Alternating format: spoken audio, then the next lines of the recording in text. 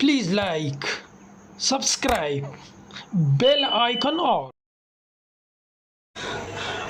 اعوذ باللہ من الشیطان الرجیم، بسم اللہ الرحمن الرحیم۔ جی آج ہم آپ کے ساتھ بات کرنے والے ہیں ایک ایسے اینٹی بائیوٹک کے بارے میں جو کہ آج کل بہت اہم ہے۔ بہت ساری جیلی دوائیاں آ چکی ہیں مارکیٹ میں اور کسی کو سمجھ نہیں لگتی اور کسی کو زخم ہو جاتا ہے، ایسے زخم ہو جاتا ہے کہ پیشاب میں انفیکشن ہو جاتا ہے، جو کہ اس کے لیے اگر آپ کو اوریجنل گولیاں نہیں ملتی اور آپ 2 نمبر دوائیاں استعمال کرتے ہیں تو وہ جو زخم ہے وہ آپ کی خطرناک مرحلے میں داخل ہو جاتے ہیں۔ تو ایسے میں آپ کو جو ہے معیاری دوائی استعمال کرنا چاہیے، معیاری اینٹی بائیوٹک استعمال کرنے چاہیے۔ میں آپ کو جو دکھا رہا ہوں یہ سپروکسین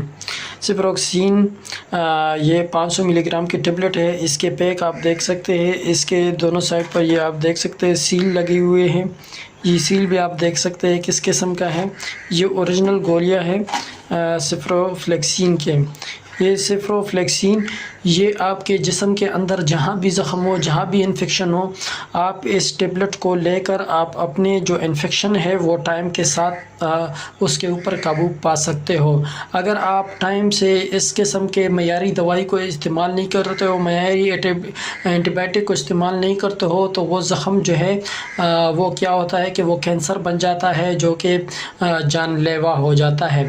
تو اس لیے آپ نے کسی ماہر اچھے ڈاکٹر سے مشورہ لینا ہے۔ اس کے لیے اگر آپ کا زخم ٹھیک نہیں ہو رہا ہے تو آپ نے ضرور ڈاکٹر کے ساتھ مشورہ کرنا ہے اور ڈاکٹر کے مشورے کے ساتھ آپ نے اس قسم کے ٹیبلٹس لینے ہیں اور ڈاکٹر کو یہ ضرور بتانا ہے کہ آپ نے اپنی دوائیوں کی ڈیٹیل بھی بتانی ہے کہ آپ نے کون سی ملی گرام کی گولیاں پہلے استعمال کی ہے۔ اگر آپ نے کم ڈوز استعمال کی ہے تو پھر آپ کو تو کم ڈوز، اس سے تھوڑا سا ہائی ڈوز لے، اور اگر آپ نے 500 ملی گرام استعمال کی ہے اس میں بھی آپ جو ہے زخم پہ قابو نہیں پا رہے، دن میں آپ 1 ٹیبلٹ لیں تو پھر آپ 2 لیں، دن میں صبح اور شام۔